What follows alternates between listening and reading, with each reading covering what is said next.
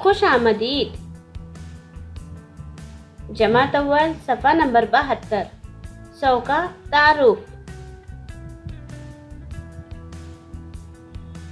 प्यारे बच्चों, ये जो यहाँ पर माला नजर आ रही है वो एक दाही की माला है।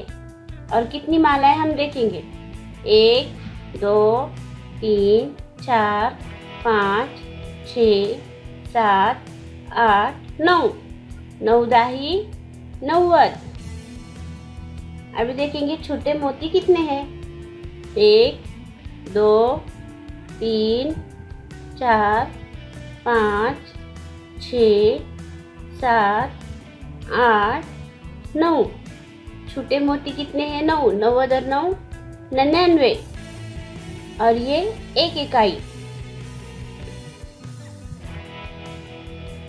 99 और 1 मिलकर 100। 9 दहाई 9 इकाई में और 1 इकाई मिलाई तो हुए 10 दहाई।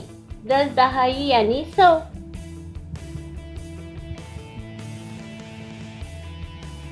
10 दहाई 100।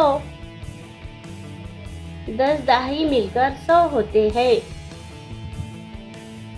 10 दहाई यानी 100।